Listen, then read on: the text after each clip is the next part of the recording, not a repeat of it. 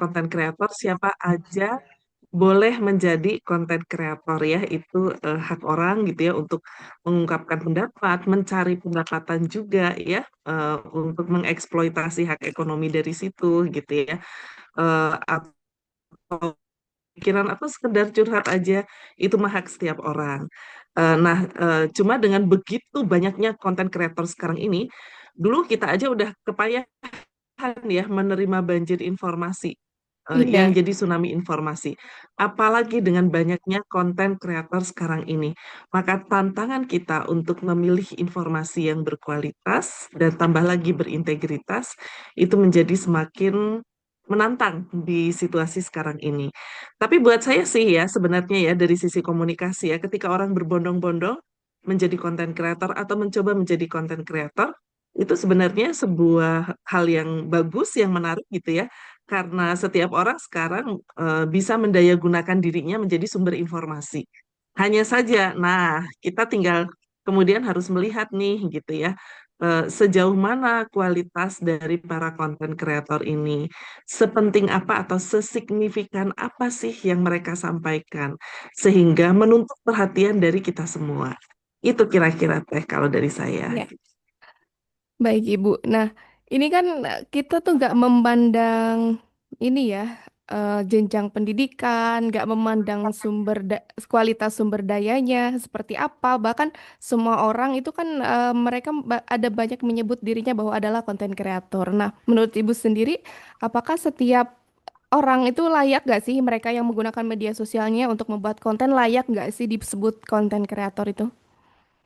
Ya, eh, saya tanya dulu, apakah kita membedakan antara konten kreator yang memproduksi konten untuk dimonetisasi dengan mereka yang update-update status di media sosial? Itu termasuk konten kreator kan? Ya, karena ini aja Bu, semua orang banyak yang memposting itu demi monetisasi sih Bu. Ya, nah Nah, ya yang betul kalau gitu demikian kan itu, berarti ya artinya kalau udah seperti itu maka kita berjualan ide, kita hmm, berjualan konten gitu ya. Apakah itu layak atau tidak untuk dikonsumsi orang? Nah, maka kita akan berhadapan dengan pertanyaan seperti itu. Kalau memang konten kreator ini menyebarluaskan kontennya untuk dikonsumsi oleh orang lain, maka pertanyaannya adalah apakah kontennya tersebut layak atau tidak untuk dikonsumsi? Menyehatkan atau justru malah menyesatkan ya, orang ya? Kemudian mencerahkan, membuat orang kualitas hidupnya menjadi lebih oke gitu, atau justru menurunkan ya, ketika orang kemudian jadi hidup dalam kecemasan atau terseret jadi ikut-ikutan menghakimi misalnya ya, atau malah jadi cemas, depresi nggak karuan karena mendapatkan konten yang setengah-setengah misalnya gitu ya, ya. atau yang di framing sedemikian rupa gitu untuk ya untuk berbagai hal yang akhirnya membuat kita hidupnya tuh kok cemas melulu ya, kok tidak Iya. bahagia ya, kayaknya susah banget ya gitu hidup ini ya, nah kayak gitu. Nah, sedangkan Segala sesuatu kalau akan dikonsumsi maka harus dipikirkan dampaknya iya. gitu. Nah, memang seharusnya demikian, Ibu. Namun, pada kenyataannya banyak sekali yang memang mereka ini yang menyebut dirinya ini adalah konten kreator, banyak yang memposting tanpa mereka pikirkan apa yang mereka posting akan dampaknya seperti apa. Karena yang dipikirkan itu ya lebih baik mereka ini asalkan dimonetisasi saja. Itu yang jadi poin utama bagi mereka. Nah, itu harus seperti apa sih sebetulnya Ibu menanggapi hal demikian? Ya, selalu yang menjadi apa ya, menjadi situasi yang membutuhkan concern dari kita itu adalah situasi ketika barangnya yang dalam tanda kutip ya jelek itu udah ada, baru kita ribut gitu ya. Iya, Bukan dari awal ketika orang dijaga dulu nih supaya bisa memproduksi yang baik. Nah, kita tuh selalu seperti itu. Jadi yang jeleknya itu udah kadung muncul, kadung viral dan sebagainya, eh, udah kadung bermasalah gitu ya, baru kemudian kita ribut ya, tidak bisa diantisipasi ini hal-hal sebelum itu terjadi. Ya memang teknologi berkembang gitu ya, kemudian pasar industri juga berkembang, tren juga bermacam-macam. maka kemudian dinamika di tengah publik juga bermacam-macam. Nah, cuma saya merasakan keprihatinan yang sama nih dengan Teh Rosma gitu ya, Hmm. dengan teman-teman di Rasi FM ya, ketika banyak sekali konten yang nggak puguh gitu ya, joget satbor lah gitu ya, mandi lumpur lah ya gitu ya. Kemudian itu justru yang jadi ada di mana-mana. Nah, terus kalau sebenarnya eh, ini harus dari mana ya? Kalau kita lihat ini awalnya dari mana, apa yang salah dan sebagainya gitu ya. Mari kita ingat bahwa yang namanya informasi itu adalah sebuah ekosistem. Ekosistem itu banyak aktornya, banyak pemainnya, banyak juga kepentingannya. Mereka ada di ruang yang sama. Jadi yang satu punya kepentingan ekonomi tapi tidak punya kemampuan. Di sisi lain ada yang entah dia sadar atau tidak ya ketika memberikan bintang apa dan sebagainya Iya. ya, tapi juga tidak punya kemampuan atau kapasitas untuk mengkonsumsi yang baik bagi dirinya sendiri, tidak mampu menyaring juga gitu ya. Jadi kita lihat masalahnya memang kompleks akhirnya dari berbagai sisi gitu. Nah, kalau secara sederhana saya sih melihatnya akhirnya begini, ini ada orang jualan barang nggak bagus, dimonetisasi kan sebenarnya seperti itu ya, diperjualbelikan. Ya kemudian apakah dia kemudian diciwit gitu ya, jualan yang benar, jualan yang bagus, seperti itu ya oleh pihak yang berwenang, atau oleh konsumennya kemudian, nggak mau lagi nonton yang kayak begitu, nggak mau lagi ngelihat yang seperti itu gitu ya, karena itu konten yang jelek buat kita semua gitu. Nah, kalau mengharapkan orang sadar bahwa apa yang dia jual itu nggak bener gitu ya. Dalam kondisi viral coba Teh, ketika Iya. lagi viral-viralnya, realistis nggak mereka akan melakukan itu? Jawabannya kan enggak. Orang lagi di puncak ketenaran terus tiba-tiba harus melepaskan semua itu gitu ya. Ya pasti dengan segala alasan tuh akan nggak mau gitu ya. Ya bisa ngomong macam-macam lah. Apakah itu ini bagian dari Hmm. seni, ini kebebasan berekspresi, nyariin duit saya aja nggak bisa, sekarang saya cari duit sendiri kayak begini kok dilarang-larang lah kayak gitu-gitu pasti Iya. ada alasan itu. Maka kemudian publiknya dan yang berwajib menjaga ekosistem informasi ini itu yang harus sama-sama turun tangan untuk menertibkan. Berarti Begitu. intinya harus ada pagar berarti ya Ibu ya untuk Ya, menjaga betul. semua Pagar itu. harus ada. Dan kalau nggak tahu, ya harus dikasih tahu. Gitu. Nah, ya itu yang kadang menjadi keresahan kita juga nih Bu. Apalagi di musim yang namanya FB Pro. Ibu pasti tahu nih. Nah, itu berbondong-bondong dari semua gender, bahkan dari semua usia gitu kan, dari usia yang bahkan sudah generasi milenial ke atas sampai baby boomers juga berbondong-bondong. Itu ada apa ya istilahnya kita bisa mengetahui bahwa beliau ini adalah pengguna FB Pro itu karena ada tagar-tagar khusus yang demikian. Namun sayangnya nah, di sana itu hanya lebih melabelisasi yang seperti tadi, monetisasi gitu kan. Nah, sedangkan mereka ini karena kurangnya pengetahuan mana yang layak diperjualbelikan istilahnya kata ibu tadi, mana yang tidak. Jadi mereka itu asal posting saja, asal dimonet saja. Nah, itu. Nah, kita lebih mengerucut, Bu. Menurut ibu, sejauh mana sih batasan-batasan untuk mengukur kita sebagai konten kreator? Jadi postingan-postingannya seperti apa sih yang memang layak untuk diperjualbelikan, ditayangkan kepada publik dan yang harusnya tidak.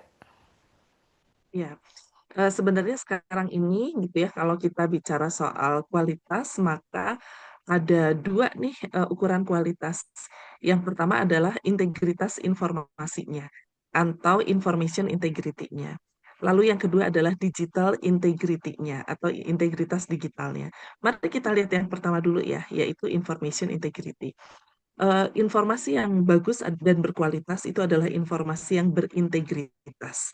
Apapun yang disampaikan harus berdasarkan pada ukuran-ukuran seperti kebenaran, akurasi, ya, kemudian signifikansi atau nilai pentingnya ada di mana, gitu ya. Paling tidak itu tuh ukuran-ukuran untuk information integrity, ya. Jadi sekali lagi ya ada kebenaran, kebenaran harus berdasarkan fakta, kemudian juga harus sesignifikan apa, sepenting apa gitu ya. Itu harus dipertimbangkan juga. Lalu di sisi lain adalah eh, apa eh, tadi udah kebenaran ya, honesty, truthful, lalu eh, apapun kontennya itu juga harus bermanfaat, harus ada nilai manfaatnya. Nah, itu sebenarnya yang berkaitan dengan information integrity-nya. Nah, sekarang yang kedua adalah digital integrity. Information adalah konten, cara menyampaikan itu adalah persoalan interaksi. Nah, interaksinya juga harus dibangun nih, interaksi macam apa gitu ya. Jadi, ketika menyampaikan sesuatu tentu harus mementingkan nilai otentisitas ya. Lalu kemudian juga harus saling menciptakan atmosfer yang saling menghormati, bukan malah saling apa memaki-maki gitu ya atau eh, eh, apa kayaknya kalau nggak ngomongnya nggak kasar itu kayaknya gimana gitu ya. Lalu harus berdasarkan sama-sama juga ya harus mengedepankan kebenaran dan kejujuran, honesty.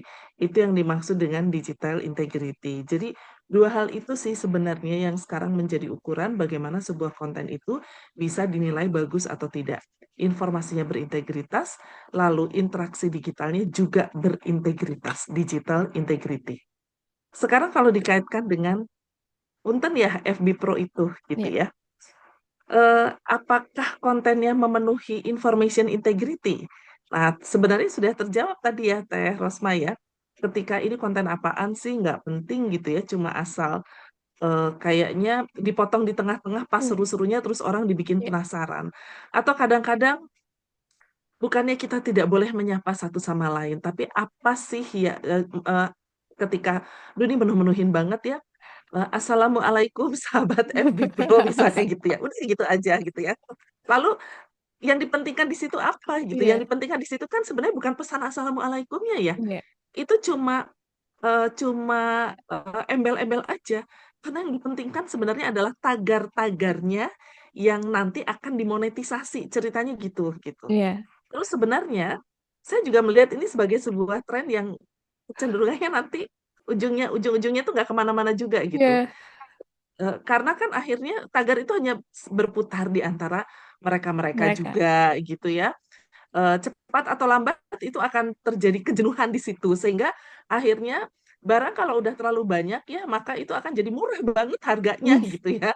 Dan semakin susah gitu untuk itu gitu ya. Nanti secara alamiah ya dia akan hilang sendiri gitu.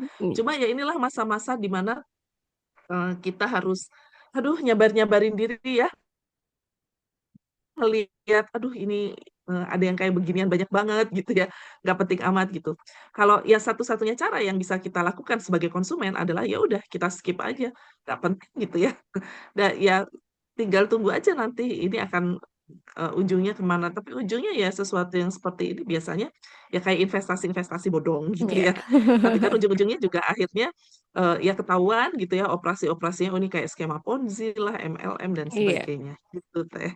Iya, kalau misalkan memang hanya sebatas ngonten gitu kan tentang aktivitas sehari-hari atau hanya salam interaksi demikian sih, ya mungkin bagi kita bisa skip-skip. Tapi yang mungkin bisa meresahkan itu ya cukup meresahkan itu kan di wilayah Cisewu, Garut Selatan khususnya nih ya. Banyak sekali nih Iya.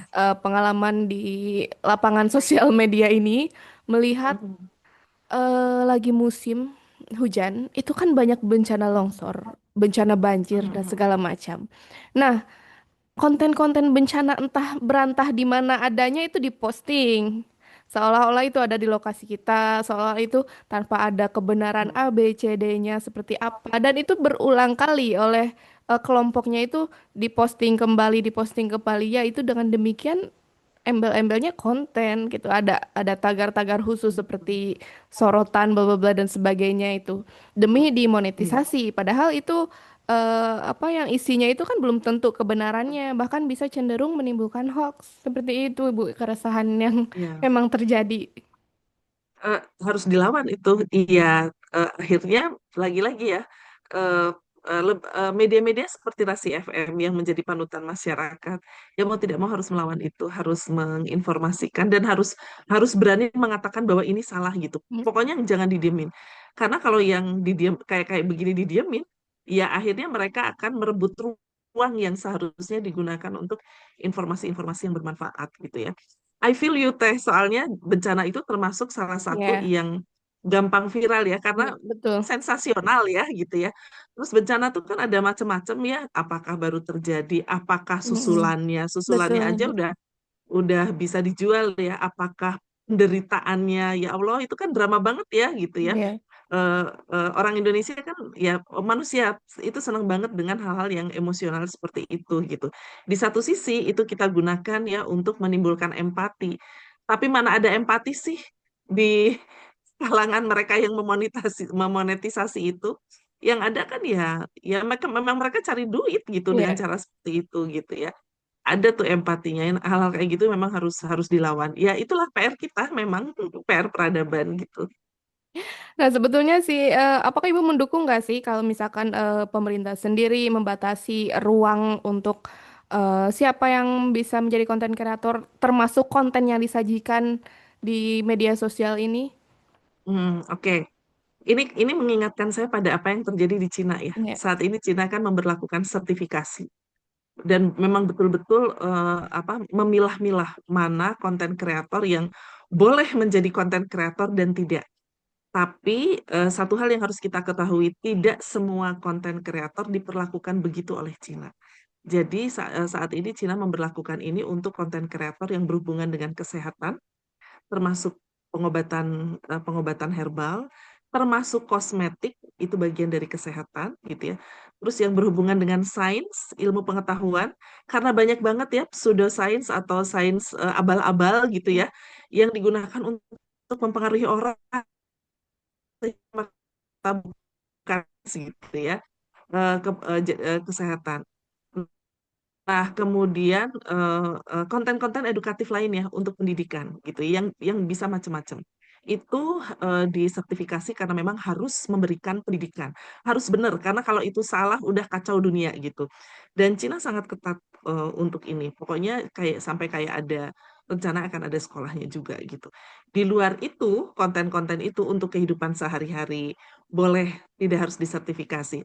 Tapi bukan berarti ya kemudian bisa sembarangan gitu. iya, Kalau kita lihat konten-konten media sosial dari Cina, itu kan ngajarin nilai-nilai ya, iya. nilai kekeluargaan, mertua harus sayang menantu, ya Allah ketahuan ya saya tukang nonton apa gitu ya, Drama Cina, itu ada Dracin. drama Cina gitu ya. Perempuan harus dihormati, yang miskin tidak boleh dihina ya. Iya. Bagus semua gitu ya. Jadi walaupun tidak ada sertifikasinya atau belum ada, tapi etikanya itu sangat kuat, kental. Karena memang mereka menekankan value. Nah, itulah yang dilakukan oleh Cina sekarang ini gitu. Kita semua udah ngelihat. Terus bagaimana kalau itu diberlakukan di Indonesia gitu ya? Nah, saya paham bahwa ada kekhawatiran untuk membungkam ekspresi ya, kebebasan berekspresi. Kemudian juga ada kekhawatiran bahwa ini nanti dijadikan media propaganda satu arah. Ada Betul. kekhawatiran seperti itu. Tapi di sisi lain, kita harus jujur loh melihat banjir konten yang nggak benar yang ada di Indonesia. Makanya kalau buat saya, pemerintah harus turun loh menertibkan ketika ada konten-konten yang nggak bener, konten-konten yang kemudian membuat masyarakat itu jadi resah, yang kemudian membahayakan bagi kita semua. Nggak bisa dibiarkan begitu aja, termasuk konten judol ya, Iya, termasuk jangan pilih-pilih ya. Ya iya. kalau mau yang baik ya baik harus baik semuanya harus diperlakukan sama. Nah, terus bagaimana rencana sertifikasi dari pemerintah ini gitu ya? Kalau buat saya bagus loh, cuma sekarang gini, sertifikasi itu janganlah dijadikan instrumen untuk membungkam orang yang sebenarnya betul-betul bagus, ya. Nah, jadi kasih aja sertifikasi, kemudian sebarkan. Nah, masyarakat boleh memilih mau dengerin yang atau mau mengonsumsi yang kontennya tersertifikasi berarti bagus atau enggak gitu. Sama aja kayak kita sekarang berhadapan dengan sertifikasi halal non halal gitulah, Iya, Teh Lesma. betul. Kan makanan yang halal membuat kita aman ya. Lalu untuk umat Islam ya akan mengonsumsi itu gitu. Bagaimana dengan makanan yang non halal? Apakah dilarang? Tidak dilarang. Silahkan aja. Orang boleh memilih. Bagaimana kalau makanannya itu halal, tapi tidak mau disertifikasi halal? Iya, nggak apa-apa juga. Tidak dilarang ya. Tapi orang boleh memilih sesuai dengan Tapi pilihannya itu pasti mengandung konsekuensi Ya. gitu. Nah, kalau ada sertifikasi seperti itu akan memperlihatkan buat saya ukuran kualitas dan integritas dari si konten kreator itu. Nah, kemudian hal lain lagi, oh kalau takut itu jadi media propaganda satu arah dan sebagainya, biarkan masyarakat ikut berpartisipasi untuk menilai. Karena masyarakat kita, lama-lama kan masyarakat yang cerdas ya, bisa protes loh. Mm-mm. Kayak baru-baru ini Terosma Iya, mungkin masih ingat dengan sahabat-sahabat Rasi FM, ada berita tentang ditemukannya bunga rafflesia yang iya. sangat langka ya Hmm, di Bengkulu ya, di Sumatera betul. ya. Kemudian ternyata itu kan tim gabungan antara ilmuwan Oxford Iya. dengan Indonesia ya. Dan ternyata pemberitaan dari Buletin Oxford itu meniadakan orang-orang Iya. Indonesia yang Diklaim berperan yang di situ. orang luarnya saja. Nah, betul. Rame kan itu jadinya Betul. ya. Nah, itu memperlihatkan bahwa netizen kita tuh udah cerdas gitu ya. Nah, eh, ini satu contoh ya, ekosistem informasi yang cantik banget gitu Iya. ya. Karena kontennya berkualitas, inspiring, kemudian penting, tapi di sisi lain juga konten ini engaging, mengikat kita semua untuk saling peduli satu sama lain dan bisa saling mencerdaskan kita gitu. Nah, itu satu contoh ya bagaimana kita bisa sebenarnya membangun ekosistem yang bagus ketika semua terlibat, tidak hanya dari satu sisi aja. Pemerintah kalau punya niat yang bagus, jalankan, tapi ingat jangan otoriter, libatkan kita semua, karena dengan cara itu pemerintah juga bisa mendidik masyarakat. Iya. Kita juga bisa saling mendidik ya ketika melakukan seperti itu. Saya pikir yang dilakukan oleh teman-teman Rasi FM keren banget loh ketika mencermati misalnya, wah ini kok lagi-lagi pakai wilayah kita buat hoax lagi. Nah, itu bisa jadi salah satu sarana edukasi juga ya, sambil mengajak masyarakat juga, ayo jangan cuma kita aja yang jadi polisi. Ayo jadi polisi untuk konten-konten yang nggak banget gitu ya. Patroli bareng-bareng gitu. Iya. Gitu. Memang Ibu, salah satu alasan kenapa di media sosial kita itu lebih aktif di Facebook ya. Karena kan memang hitahnya radio komunitas itu dari oleh untuk komunitas. Nah, kita melihat sebelum kita membuat sosial media itu komunitas kita lebih banyak di mana nih sosial medianya? Ternyata lebih banyak di Facebook. Oke lah, Facebook adalah menjadi salah satu yang pertama sosial media kita buat, berlanjut ke medsos-medsos yang lain. Nah, kemudian di Facebook itu mungkin kita lebih sering berinteraksi dengan komunitas kita. Nah, salah satunya yang mendorong adanya talk show ini ya Bu ya, adanya obrolan itu, ini tuh karena melihat di komunitas kita ternyata, waduh ini tuh udah banyak sekali, ini udah resah sekali, bahkan kita itu sudah kayak semacam media klarifikasi juga kita bingung. Kita masa setiap postingan harus kita klarifikasi kan tidak, jadi kita harus ada masanya, fasenya di mana kita tuh harus netizen-netizen komunitas itu tahu gitu, harus ada ilmunya. Nah, kami berharap ya dari ibu ini gitu. Justru saya belajar banyak loh dari teman-teman ini Rasi FM dan teman-teman radio komunitas. eh, jadi contoh saya sih di kelas untuk memperlihatkan ini loh yang namanya informasi dari komunitas. Oh, jangan lupa ketika berhadapan dengan hal-hal yang, aduh ini nggak banget ya, kenapa media kita tuh jadi toksik banget gitu ya Iya. misalnya. Atau sama aja kayak, ini WA grup yang tadinya tuh seneng-seneng itu ya, kok jadi setelah negara api menyerang gitu ya. Jadi ada berita yang aneh-aneh mendekati politik itu tiba-tiba banyak yang left Iya. gitu ya. Nah, sebenarnya kata kuncinya kan komunitas ya, Iya. Teh Rosmaya. Eh, Mau itu Facebook, mau itu WhatsApp grup atau apapun, itu didirikan untuk kepentingan komunitas. Komunitas. Jadi sang admin sangat bisa untuk melakukan apa untuk menerapkan powernya, menertibkan komunitas. Tentu komunitas diajak bareng-bareng juga, bersepakat juga, ada alasannya juga ya, gini gitu gitu ya. Tapi sangat mungkin untuk melakukan itu. Kalau ada yang macam-macam sudah blokir, di outkan aja, nggak apa-apa gitu ya. Daripada itu mencemari situasi komunikasi yang ada, Iya. bikin toksik lingkungan, dan akhirnya orang-orang baik yang ingin kita pertahankan capek, lalu dia pergi. Nah, itu kan justru kita kehilangan ya ketika seperti itu. Pasti ada ya, ada kalanya mengalami hal yang Ya ini ya. betul Ibu. Lebih baik kita mempertahankan mereka-mereka yang berkualitas ya, daripada dicemari oleh ya orang-orang yang tidak berkualitas gitu atau konten yang nggak banget gitu. Nah, ini kan Ibu lagi kita juga live streaming ya di Facebooknya Rasis. Mudah-mudahan banyak yang nonton nih. Eh, Ibu boleh gak Bu sih kasih tahu nih kepada netizen semuanya bahwa ada tips-tips loh menjadi konten kreator tapi tanpa hoax, tetap sehat gitu Bu. Mhm. Oke. Eh, Bertitik tolak lagi ya dari information integrity ya. Mm-mm. Sebenarnya dari dulu sampai sekarang rumusnya itu tetap kalau saya sih memakai think ya. THINK, think. Apakah is it true? Apakah sesuatu itu true, benar? Kemudian yang kedua gitu ya. eh, Apakah sebentar, saya buka kopean dulu. Boleh, boleh Bu. Eh, Biar mantep ya, sebentar. Oke. Bla bla bla bla. Ya. Ini ngomongin ini memang memang nggak pernah ada basinya ya Teh ya gitu ya. Iya, Dia ini namanya konten kreator itu hilang satu tumbuh seribu. tuh apalagi sekarang eranya itu memang waduh, ini hampir setiap orang jadi konten kreator. Iya betul. Oke, yang pertama tadi true ya. Apakah itu benar atau tidak gitu ya?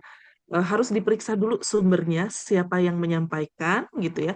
Kemudian kalau itu bertitik tolak dari opini seseorang, kita harus melihat dulu latar belakangnya juga dan membaca konteks informasinya ya. Lalu helpful, apakah ini membantu atau tidak gitu ya. Kalau unsur eh, unsur membantu itu kan bisa macam-macam ya. Tapi yang jelas jangan sampai kemudian konten yang kita sampaikan itu justru mendorong orang untuk melakukan hal-hal yang antisosial. Misalnya itu harus hati-hati. Lalu yang ketiga, THINK, think ya, inspiring. Menginspirasi nggak gitu ya. Inspirasi itu kan menimbulkan motivasi ya untuk melakukan hal yang sama. Motivasi untuk hal yang baik tentu saja ya, apakah itu menginspirasi. Kadang-kadang juga disebut important atau penting gitu ya. Nah, apakah sepenting apa? Tentu itu bisa dikaitkan dengan masing-masing wilayah, masing-masing komunitas, masing-masing orang gitu ya. Tapi setengahnya kita tahulah nilai universal dari sesuatu yang penting atau tidak. Nah, ini juga dikaitkan dengan THINK, N-nya itu adalah necessary. Seperlu apa ini gitu ya? Lagi-lagi dikaitkan dengan nilai pentingnya. Terus yang terakhir itu K. Saya senang banget yang K ini karena K itu kind ya, bagus atau enggak, good atau enggak, eh, prososial atau tidak gitu ya, merangkul atau tidak. Nah, nilai-nilai inilah sebenarnya gitu ya yang perlu ada dalam setiap konten yang akan kita sampaikan. Nah, sekarang kalau ini dikaitkan dengan FB Pro yang begitulah kontennya gitu ya. Kan semuanya itu serba apa ya? Kalau andaikan itu adalah sebuah tabung grafik gitu ya. Itu semuanya kan ada di bawah ya. Terus Ya, helpful di mana helpnya gitu, inspiring ya gitu-gitu aja, necessary sepenting apa gitu, penting bagi yang upload belum penting bagi kita yang mengonsumsi, dan kind. Nah, ketika hal-hal ini tidak terpenuhi maka ya sebaiknya cari konten lain, pikirkan konten lain yang mengandung nilai-nilai seperti itu. Terus di zaman ini ya, buat buat pembuat konten kreatornya seperti ini. Tentu saja buat yang menerima atau mengonsumsi ini, itu juga ada panduannya. Jadi bukan hanya konten kreatornya aja yang dituntut untuk punya kapasitas atau kompetensi seperti ini, tapi yang menyimaknya, netizennya, konsumennya kita juga ternyata punya harus harus memiliki hal-hal tertentu juga gitu ya, sehingga kita bisa mengonsumsi, memilah dan memilih dengan baik. jadi Pak, inti dari semuanya memang kita harus sadar diri dulu terlebih dahulu ya Ibu ya.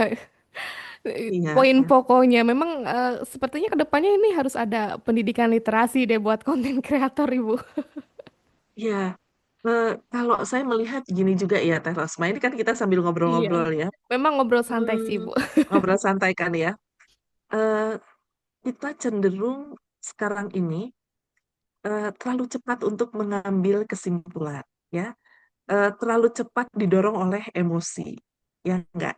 Jadi kita tidak menggunakan apa ya, saya pengen bilang rasio gitu ya. Kita tuh kadang-kadang itu nggak berpikir panjang sebelum menyampaikan sesuatu gitu. Pokoknya apa yang terasa di emosi gitu ya, itu kemudian yang blar gitu ya. Padahal kita harus berpikir panjang gitu ya. Ketika kita akan menyampaikan konten ini, apa akibatnya bagi orang yang menyimak dan apa resikonya bagi kita gitu ya. Saya sering banget gitu ya memberikan konten-konten yang bahasanya sangat provokatif, bisa Ya, dilihat. Tapi ada maksud untuk itu gitu ya, dan sudah dipertimbangkan juga resikonya. Misalnya aja ya, seprovokatif apapun yang saya sampaikan, saya menyampaikannya sambil secara humor misalnya gitu ya.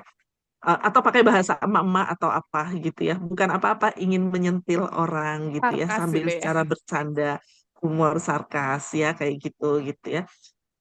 Tidak pernah menyebut nama, termasuk juga inisial, lokasi, identitas, enggak. Apalagi foto ya, yang dipakai tuh foto-foto meme-meme yang sangat biasa itu gitu ya.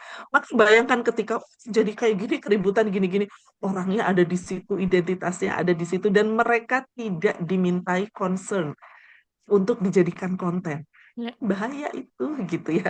Nah, eh, eh, kayak begini perlu pendidikan kayaknya ya, Teh ya. iya. Maksudnya, ya rambu-rambu seperti ini, saya pikir ketika melihat konten yang, aduh ini kok kebablasan banget gitu ya. Oh ini karena orang mungkin memang memang tidak tahu. Ya kalau tidak tahu, tidak peka, berarti ya harus dikasih tahu gitu. Terus juga saya merasa ketika orang membuat konten kadang-kadang tidak memikirkan resikonya bagi orang lain, tidak berempati ya. Sebagai contoh begini, belakangan mungkin beberapa hari ini teman-teman melihat ya ada konten anak kecil diminta untuk menilai bahasa Inggrisnya Pak Wapres. Nah, boleh cepat atau lambat ini akan sampai nih nanti di teman-teman gitu ya. Kita udah tahu lah ya bahwa ada drama politik. Iya. Biarinlah ya, itu drama politik mah. Ya udahlah ya, itu mah buat yang hobi dan Mm. sebagainya. Dan mungkin itu juga medan perjuangan. It's okay, nggak apa-apa gitu. Mungkin itu juga bagian dari fungsi kontrol. Bagus ketika dikontrol gitu ya. Nah, cuma yang saya tidak setuju apa? Kenapa urusan orang dewasa bawa-bawa anak kecil? Melibatkan anak kecil. Buat apa gitu? Melibatkan anak kecil. Jadi orang tuh ngelihat, ih lucu ya anak kecil aja pinter gitu ya. Udah tau lah ujungnya ya Teh ya. Ya, ya, Anak ya. kecil aja pinter gitu ya. Masa kita punya wapres bla bla bla bla bla. Sudah Terus saya nggak ketebak ya, peduli Ibu ya. yang dinilai. Udah ketebak. Saya nggak berpihak sama siapa-siapa. Saya juga nggak peduli yang dinilai siapa. Profesor saya, orang saya Gema nggak yang dinilai saya juga nggak apa-apa. Tapi jangan bawa anak kecil untuk memuaskan ego politik kita. Itu yang terjadi. Akhirnya di komen-komennya apa? Sama aja.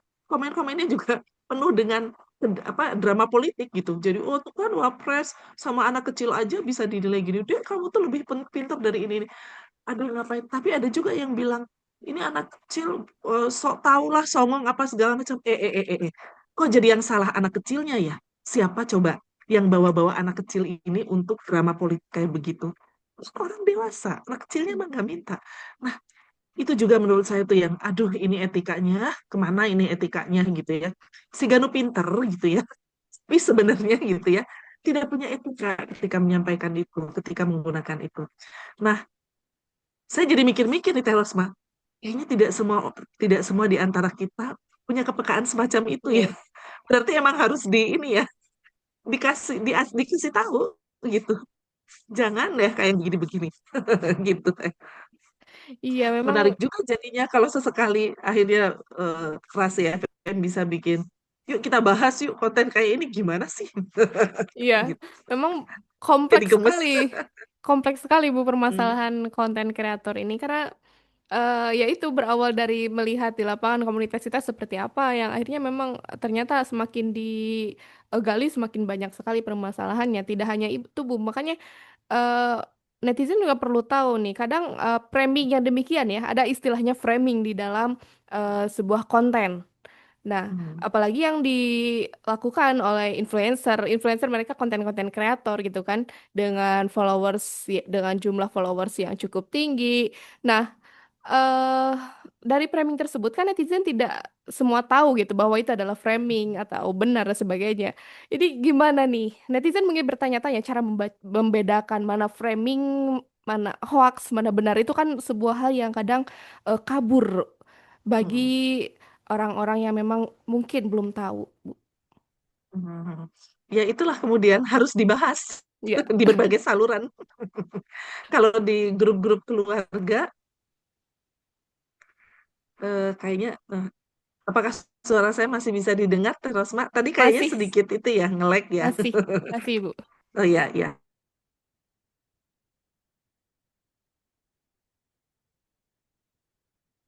Dibahas, ya udah.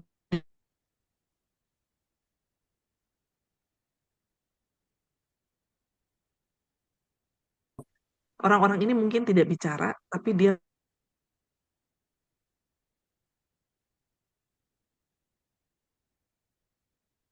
lahir kebiasaan optimis ya dari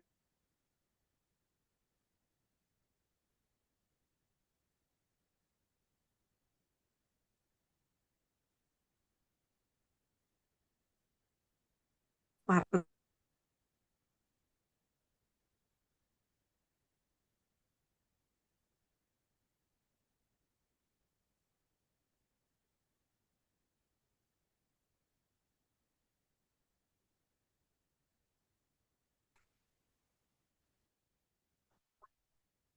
Like sepertinya Ibu sinyalnya. Ya, kedengeran lagi ya. Ya, normal lagi mudah-mudahan.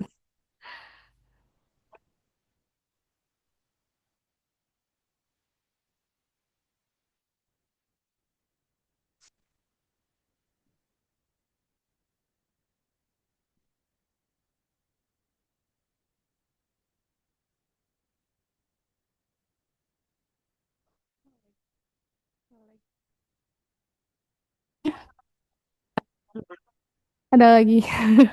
Iya, memang ini masa-masanya cuaca lucu Iya, Ibu, apalagi di gitu. kampung seperti Cisewu. Kalau gak mati lampu sinyal, Ibu. Iya, kebayang, kebayang. Tadi juga Ya sebelum, gitu teman-teman. Ya mau nggak mau ya harus dibahas gitu ya.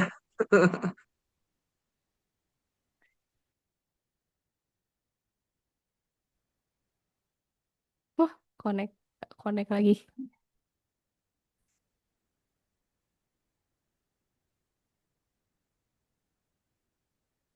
Masih ada Kak, Bu?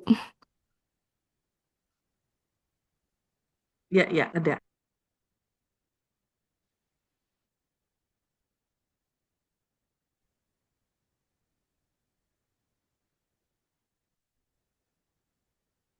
Kayaknya emang ini ya, ya memang.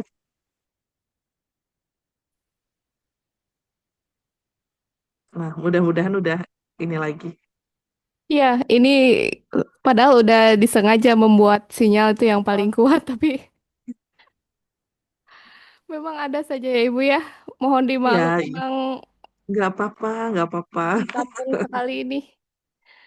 Jadi memerlukan effort sekali, Bu, ingin menyelenggarakan hal-hal yang demikian itu. Kalau gak mati lampu, sinyal. Kalau gak sinyal, ya mati lampu. Makanya saya tuh kagum sama teman-teman Rasi FM, teman-teman JRKI itu teladan banget lah gitu. Sebetulnya makanya saya gak enak ini bakalan aman gak? Tadi udah koordinasi dengan Pak PLN. Pak, saya mau Zoom dari jam 3 sampai jam kurang lebih jam 5 kurang aja mohon Pak. Semoga stabil listriknya. Saya sampai request. Ternyata listriknya bagus, sinyalnya yang jelek ya, Bu.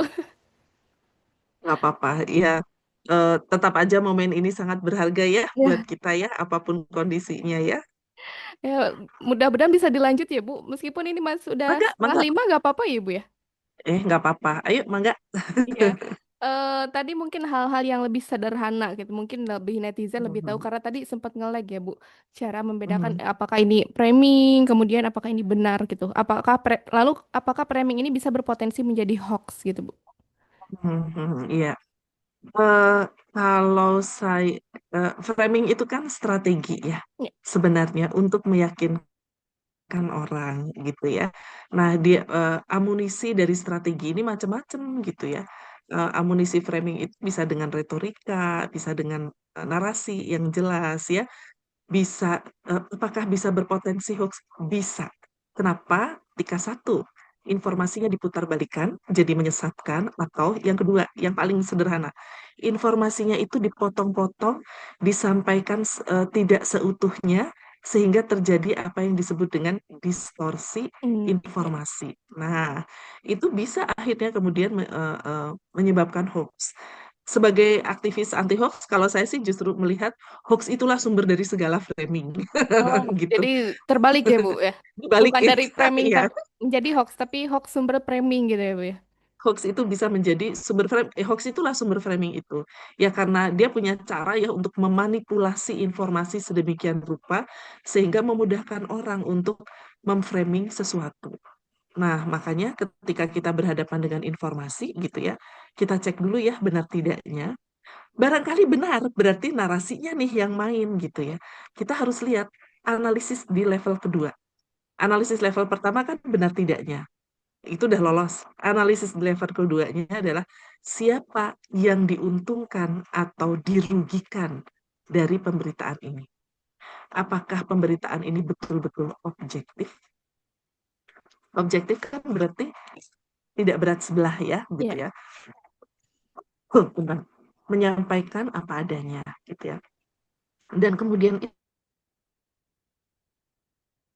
terus, ya berita ini menguntungkan siapa? Siapa yang diuntungkan dengan ini? Apa motifnya ketika dia menyampaikan sesuatu dengan cara seperti ini? Nah, biasanya untuk bisa sampai di level seperti ini, orangnya tuh biasanya udah banyak baca. Terus orangnya itu gaul ya. Iya. Gaul itu bukan berarti harus banyak orang ya, tapi dia berhadapan dengan banyak sumber informasi, tidak sebatas informasi di dalam echo chamber atau gelembung filternya sendiri gitu ya. Apalagi kalau di media sosial kan algoritmanya yang mainin ya. Iya. Tapi dia bisa main, dia mendapatkan informasi dari banyak tempat, dia membandingkan antara satu informasi dengan informasi lain sehingga dia mendapatkan gambarannya secara utuh. Nah, mungkin membedakan benar atau salah setiap orang sekarang bisa mendapatkan bantuan ya dari media-media cek fakta, termasuk juga dari Rasi FM. Tapi ketika sudah naik dalam kapasitas yang lebih tinggi tadi ya untuk menganalisis, maka tidak semua orang bisa. Karena tidak semua orang terbiasa untuk menggunakan critical thinking-nya atau pemikiran kritisnya. Ya makanya perlu tular nalar. Lanjut, Bu. Nah, di situ disitulah saya pikir ya fungsi lain yang bisa dilakukan oleh teman-teman Rasi FM gitu ya atau teman-teman yang bekerja di garda depan informasi termasuk saya juga gitu ya ya kita bedah sesuatu kita sampaikan sesederhana mungkin ada bisa dengan analogika gitu ya dengan contoh-contoh dan sebagainya tapi menggugah orang sebenarnya untuk menggunakan pikiran kritisnya untuk bernalar gitu ya eh, nalarnya ini dipakai untuk berpikir ya, bukan untuk nalar yang lain-lain lagi gitu. Nah, eh, masalah kita terjadi karena kita tuh juga tidak terbiasa untuk berpikir secara kritis gitu. Nah, itu yang harus dibiasakan. Nah, Dan karena apapun latar belakangnya bisa ya. kan sebenarnya. Nah, karena di media sosial ini kan melibatkan backingan followers nih ya. Karena semakin banyak followers, semakin besar juga backingan. Nah, hal-hal yang demikian itu sulit. Kadang bisa gak sih Bu memecahkan bahwa netizen itu kan beranggapan ketika suatu baik atas nama influencer itu menyuarakan suatu karena banyaknya yang mendukung, lantas itu dianggap benar. Padahal belum tentu apakah itu benar atau tidaknya gitu, Bu. Iya, betul. Kebenaran itu bukan ditentukan oleh berapa banyak orang mengatakan itu sehingga menjadi benar. Iya. Kebenaran itu ya karena memang faktanya seperti itu, biarpun sedikit yang menyampaikan itu gitu. Tapi kesini-sini saya pikir kebenaran itu juga keberanian gitu ya. Di tengah-tengah orang yang pendapatnya itu seragam banget gitu ya, tiba-tiba kemudian kita Iya. berani bicara yang sesungguhnya seperti itu. Kita mengungkapkan sesuatu itu kan kita ya buka konflik dengan cara apa? Ya Hmm. ada yang masih mending ya kalau cuma bilang nggak setuju. Ya. Tapi kan kemudian kalau taktiknya orang Indonesia itu ya kebiasaannya ya larinya jadi ad hominem.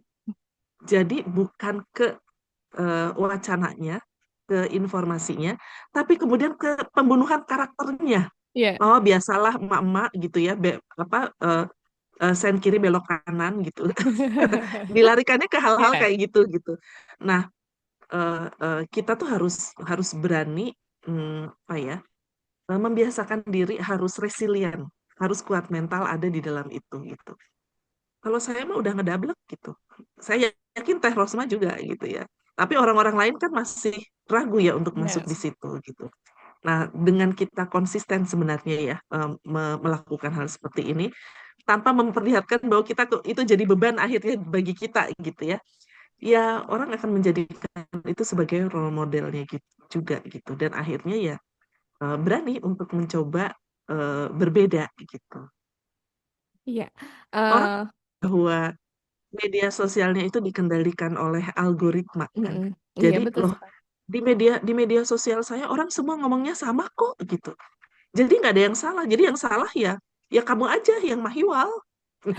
Lupa bahwa ya di media sosial itu ada algoritma atau bukan lupa. Memang nggak ngeh aja gitu. Bahkan dikit-dikit Nah, jadi tren loh, Bu. ya ya akhirnya jadi tren yang menjadi semakin tren lagi, semakin tren lagi. Tapi kan lagi-lagi ya, itu sebenarnya hanya ada di dalam bubble filternya aja. Di dalam echo chambernya aja.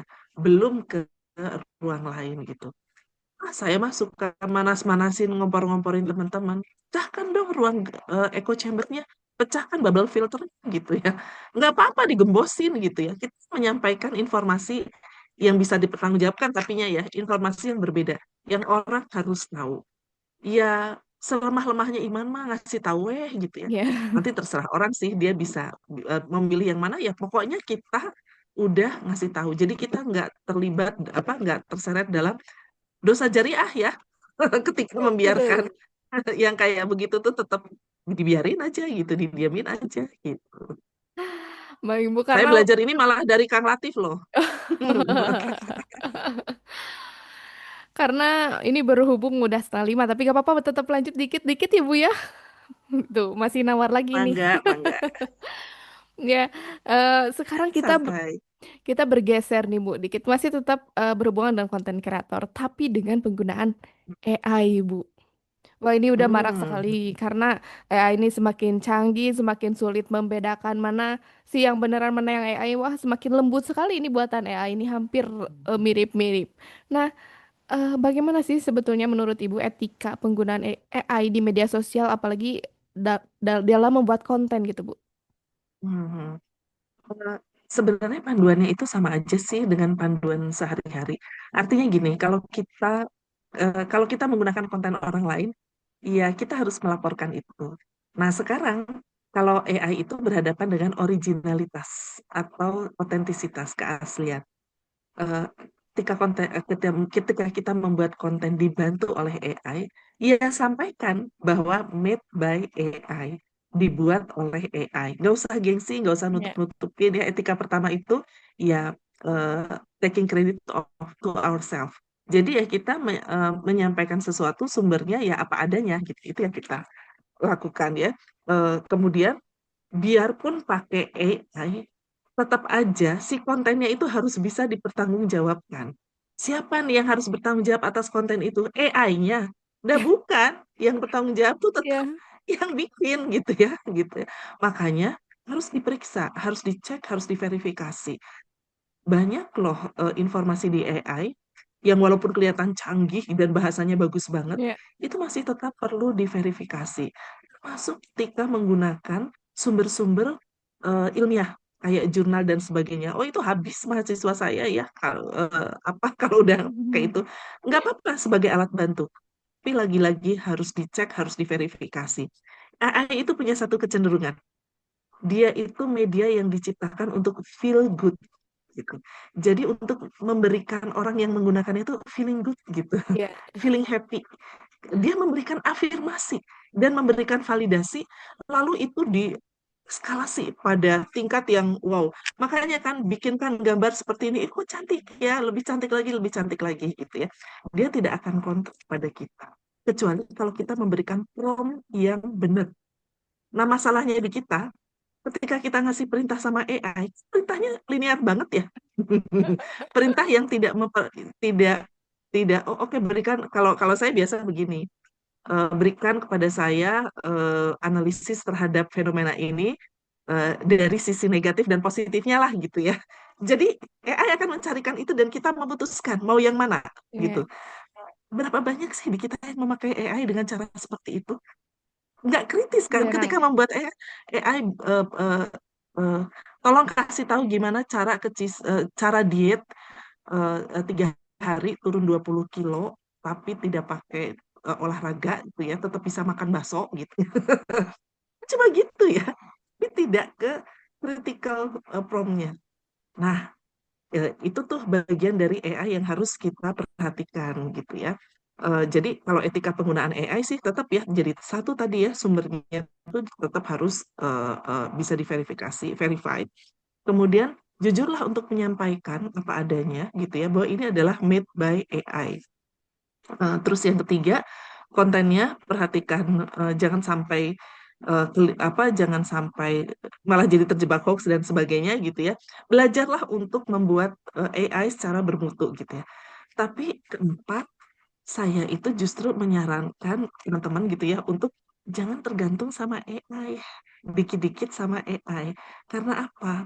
Nanti kita kehilangan kemampuan kita loh yang biasanya digunakan, yang biasanya kita pakai tanpa AI. Ingat nih, AI itu hanya alat bantu gitu ya. Jangan sampai dia merebut kecerdasan kita. Kenapa saya sampai ngomong gini, Teh Rosma? Saya tuh khawatir. Saat ini saya berhadapan dengan teman-teman mahasiswa. Kalau menghitung 21 kali 3, harusnya kan udah bisa di luar kepala ya Iya. teman-teman ya. Ya udahlah kalau mau kotretan nggak apa-apa. Atau pakai alat bantu. Alat bantu untuk ngitung apa Terosma biasanya orang pakai? Kalkulator. Iya. Nah, saya berhadapan dengan mahasiswa yang tidak menghitung pakai kalkulator. Tapi nanya ke AI, berapakah 21 kali 7 atau 21 kali 3? Kan serem teh Sudah gitu ya. sejauh itu ternyata ya, Bu ya. Bet- Jadi udah nanyanya itu kayak begitu. Fenomena lain yang juga mencemaskan saya. Guru pakai bikin soal pakai AI. Iya. Bagus, ya itu alat bantu buat guru. Dia udah punya ilmunya gitu ya. Terus murid menjawabnya pakai apa? Pakai AI. Nah, akhirnya soal AI dari guru saling apa? Saling beradu dengan jawaban dari murid yang pakai AI. Yang pinter siapa, Teh Rosma? Muridnya, Iya, Ibu. AI-nya. Yang pinter mah AI-nya. AI Jadi udah itu pinter. gunakan AI. Iya, jadi AI-nya tambah pinter. Muridnya ya gitu gitu ya, gitu. Nah, jadi ya gunakan AI gitu seperlunya aja. Jangan sampai malah menghilangkan kemampuan kita gitu ya. Di banyak negara sekarang dunia pendidikan malah udah untuk yang pendidikan tingkat dasar ya itu eh, ini sekali lagi saya bukannya anti AI ya. Iya. Saya justru menyarankan bahwa gunakan AI ya sebagai alat bantu. Ketika itu digunakan sebagai alat bantu sebagus-bagusnya ya dia akan membuat kerjaan kita menjadi lebih bagus lagi. Tapi untuk dunia anti hoax AI ini masalah banget ya karena Iya, bisa iya itu, Bu. membuat membuat narasi maupun foto-foto yang sangat meyakinkan. Walaupun dikasih tahu ini AI atau bukan apa. Ya, mungkin kalau gambar ya ketika too good to be true gitu ya. Kita masih bisa ini kayaknya teh AI. Tapi tambah kesini kan tambah susah. Nah, Iya. cuma gimana kalau bentuknya suara coba teh. Kita tahu kita dapat suara, wah ada sirine apa segala macem gitu ya. Kita gimana ngeceknya gitu. Nah, makanya memang ya challenging banget nih AI. Tapi ya lagi-lagi ya, di mana ada penyakitnya, di situ juga sih ada Ada obatnya. obatnya. Sekarang juga sudah ada pengembangan bagaimana menggunakan AI sebagai cara untuk mendeteksi dan memutus jaring-jaring misinformasi ketika sudah mencapai tahap tertentu gitu. Jadi Ya saya potensi suka itu gitu. potensi hoaxnya tinggi dari AI ini ya, Bu ya. Tinggi, tinggi terutama di tengah masyarakat yang Iya. sangat tidak kritis gitu ya. Nah tapi masalahnya di Indonesia ya. WhatsApp pakai teks aja, itu Iya, tuh udah bisa bikin rusuh gitu. apalagi ini Apalagi ketika ada AI-nya, nggak ada gambarnya, ada suaranya gitu ya. kadang gini Bu, kita juga apa ya penggiat di radio ya, kita menjadi ngerasa, mohon maaf ya Bu kalau ngerasa merasa beban meskipun nggak dikasih beban tapi merasa terbebani dengan hal-hal yang demikian. Karena banyaknya di komunitas kita yang menjadi korban, entah itu AI ataupun framing-framing yang demikian. Ini yang menjadi seharusnya nih ya, untuk nggak harus untuk netizen nih, untuk kami aja nih Bu, harus seperti apa sih Bu tips-tipsnya mungkin? Nah, ini kan tips untuk pegiat atau aktivis literasinya ya. Jadi bukan kalau untuk verifikasi informasinya sudah jelas gitu ya. Iya. Untuk etikanya juga sudah jelas. Yang harus dikuatkan dari teman-teman itu adalah apa? Mental. Mental yang resilient, ketangguhan mental, kesabaran gitu ya. Sabar mah sudah jelas ya. Tapi kan ketangguhan mental ini memang yang harus kita miliki bersama-sama gitu ya. Menjadi resilient itu adalah ketika jatuh bisa bangkit lagi. Itu yang kita sebut dengan resilient. Jadi it's okay ngerasa down, tapi kita harus punya kemampuan untuk getting back again gitu, untuk balik lagi. Nah, itulah makna dari resilient. Nah, sebuah teman-teman mah ya, kalau buat saya jangan dimasukin hati. Nggak apa-apa. Kadang-kadang kita perlu double ya, karena itu akan melindungi Iya. kita sendiri sebenarnya ya, supaya resilient dan supaya nggak kena mental banget gitu ya. Apapun yang terjadi pada kita maupun pada orang lain, itu akan selalu ada jalan keluarnya. Dan kita memang nggak bisa ngapa-ngapain kecuali menunggu waktu saja. Nah, kita tuh harus kuat mental banget ketika di waktu-waktu penantian itu. Ya kayak misalnya ada hoax yang bisa dibuktikan dengan cepat, ya. Tapi ada juga yang pembuktiannya itu bisa bulanan, bisa tahunan. Nah, ini kebetulan mencederai harga diri kita, gitu ya. Gimana kita melakukan melawan itu, gitu ya. Ngumpulin bukti segala macam, melakukan klarifikasi, itu kan juga butuh waktu. Bisa harus punya mental baja nih, punya mental yang resilient ini nih. Nah, gimana cara kita apa membangun mental seperti ini ya bersama teman-teman, bersama yang lain gitu, saling menguatkan. Makanya kita tuh dulu punya kelompok, kalau slogan kita dulu adalah GPPS, GPPN, Gerakan Pupuk Nasional. Kalau sedang berhadapan seperti itu, gitu ya. Karena ya dengan cara itu kita bisa saling menguatkan satu sama lain. Kadang-kadang kita bisa bilang ya sama orang lain detox digital, tapi Iya, kita suka lupa bahwa kita tuh kita harus juga. melakukan itu juga gitu ya. Kebaikan kita sendiri gitu. Iya, memang karena ngerasanya seperti ini. Kita ini media loh, harus bercerdaskan. Tapi yang dicerdasannya terlalu, waduh, itu sulit sekali gitu kan. Apalagi dengan yang banyak sekali. Itu kan nggak semudah itu gitu kan. Tapi akhirnya ya mungkin apa yang bisa kita lakukan juga kita lakukan. Yang selebihnya mungkin kurang kita bisa untuk menjangkaunya ya. Apa boleh buat ya Ibu ya? Let it go, let it go. Akan ada tangan Tuhan lain yang membantu gitu. Ada tangan-tangan lain yang membantu. Tuhan nggak membiarkan kita sendiri kok. Iya. Baik, terakhir nih Bu. Ini terakhir beneran Bu. Karena saya mohon maaf ini udah hampir mau jam 5. Terakhir, pesan-pesan nih buat netizen, buat konten kreator, bagi-bagi mereka yang memang berkecimpung di dunia yang mereka sebut dirinya adalah konten kreator. Ya, dalam kata-kata kreator itu ada satu yang suka dilupakan, yaitu kreatif. Ya, jadi bagi para konten kreator jangan mikirin konten, yang pertama-tama itu adalah mikirin Kreatif. kreativitasnya. Nah, saya mendukung banget gitu ya setiap orang apa kalau merasa punya konten di konten kan, it's okay. Tapi ingat jangan melanggar batas-batas privasi orang lain gitu ya. Ingat prinsip think tadi gitu ya. Terus satu lagi ingat kreator konten ada kata yang harus dikedepankan yaitu kreatif. Nah, gitu. Buat teman-teman yang kalau saya sih senangnya menjadi konsumennya gitu ya, menjadi penikmatnya.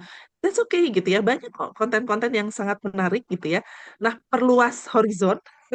Jangan cuma keseret-seret sama kesorot-sorotan-sorotan gitu ya. Tapi perluaslah dunianya pada konten-konten lain ya. Insya Allah itu juga akan membuat dunia kita jadi lebih luas dan kita juga lebih cerdas, lebih wise, lebih bijak gitu teh. Baik.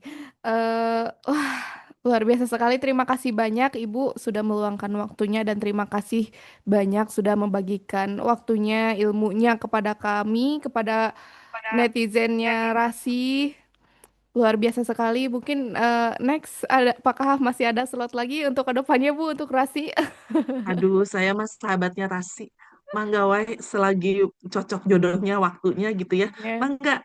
Bahkan saya masih punya cita-cita nih bisa datang ke Cisewu sama teman-teman. harus ya nanti, Apa ngariung ngebakar apa nasi bakar lagi ya. ngaliwet ya Bu ya. Kaliwet ya. Sambil nanti harus ada ini latihan pelatihan pendidikan konten kreator sepertinya nih Bu. Asik. Nanti kita bisa ngonten bareng-bareng yang asik Iya, ya. baik Ibu karena memang waktunya sudah dicuri banyak dari jadwal yang seharusnya karena dari awalnya ada trouble dulu, kemudian sampai sekarang udah mau jam 5 lebih dari perkiraan waktu yang harusnya setengah 5 kita udah closing. Tapi Ibu, terima kasih banyak sekali lagi saya ucapkan. Semoga lancar Ibu disertasinya, lulus Amin, sampai amin, selesai. amin. Terima kasih. Salam ya buat teman-teman Rasi FM Ya dan Ibu. para pendengar semuanya. Ya, siap. Terima kasih Ibu sekali lagi. Semoga kita bisa berkesempatan untuk ngobrol-ngobrol, bahkan mungkin suatu saat nanti bisa kembali bertatap muka dengan Rasi FM dan juga warga Cisewu semuanya. Amin, amin, Ibu, amin. terima Ya, kasih. Sampai jumpa kembali. Mangga. Ya, Assalamualaikum wassalamualaikum warahmatullahi warahmatullahi wabarakatuh. wabarakatuh. Mangga. Assalamualaikum Ibu. Yuk.